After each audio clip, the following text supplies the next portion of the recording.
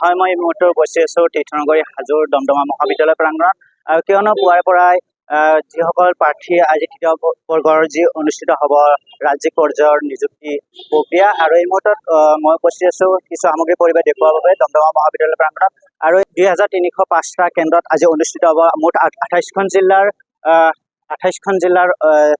কেন্দ্ৰত অনুষ্ঠিত কৰা হ'ব আজি তৃতীয় বৰ্গৰ যি নিযুক্তি পৰীক্ষা অনুষ্ঠিত হ'ব। আৰু এই মুহূৰ্তত মই উপস্থিত আছোঁ তীৰ্থনগৰী হাজোৰ এটা কেন্দ্ৰত।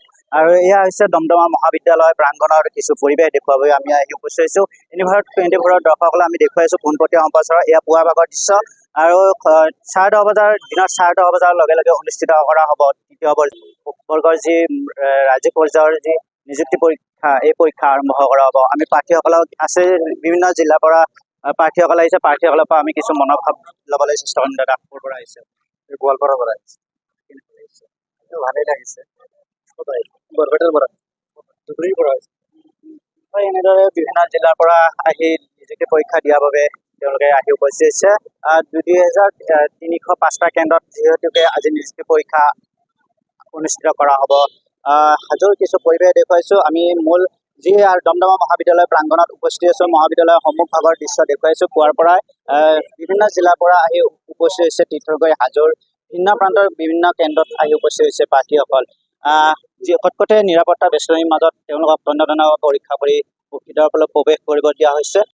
আমি কথা পাতিবলৈ যত্ন কৰিম যিসকল যিসকল পৰীক্ষাৰ যি নিৰীক্ষকসকল আছে, নিৰীক্ষকসকলক কিছু মন্তব্য আজি যিহেতুকে 2305টা কেন্দ্ৰত আজি 28খন জিলাত অনুষ্ঠিত কৰা হ'ব মুঠ পৰীক্ষা। এই মুহূৰ্তত হাজোৰ পৰিৱেশ দেখুৱাইছোঁ। হাজোৰ দমদমা মহাবিদ্যালয়ত আমাৰ কেণ্ডিডেট আছে 706, 706জন গোটেই মেল কেণ্ডিডেট। দুৰ্ভাগ্যক্ৰমে 2জন মানে ফিমেল কেণ্ডিডেট ওলাইছে, বাকী নাই।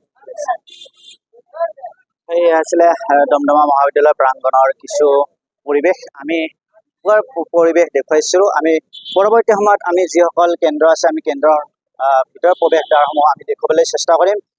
বিভিন্ন জিলাৰ পৰাই প্ৰাৰ্থীসকল আহি তৃতীয় বৰ্গৰ যি উচ্চতম মাধ্যমিকৰ যি তৃতীয় বৰ্গৰ যি নিযুক্তি পৰীক্ষাত আজি পৰ্যায়ত তেওঁলোকে পৰ্যায়ক্ৰমে পঢ়া পাতি হৈছে, তৈয়াৰী কৰি আহিছোঁ। বাকী কি হয় দেখা যাব। ভালে লাগিছে। ভালে সকলো প্ৰাৰ্থীক পৰীক্ষা কৰি প্ৰৱেশ মানে হেৰিখিনি ঠিকে আছে। স্বচ্ছতা আছে, আশা কৰোঁ স্বচ্ছ নিযুক্তিটো আশা কৰোঁ। আৰু মানে ভাল হৈছে। আমাৰ চৰকাৰৰ যিটো পদ্ধতি নিয়ম নীতিটো ভাল পাইছোঁ। আগতেও যাতে এনেকুৱা চাকৰি দি থাকে সেইটোৱে আশা কৰিছোঁ। হয়, নিকা পদ্ধতিতে গোটেইখিনি হৈছে আৰু আশা কৰিছোঁ আৰু কনফিডেঞ্চ আছে। ত' চাওঁ মোবাইল নিব দিয়া নাই,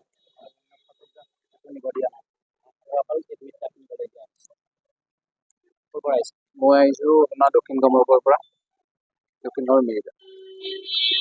হয়, এয়া আছিলে হাজোৰ কিছু পৰিৱেশ আমি দেখুৱাৰ বাবে আহি উপস্থিত হৈছিলোঁ। হাজোৰ পৰা মই মৃদুল মজুমদাৰ, ইউনিভাৰ্চ 24।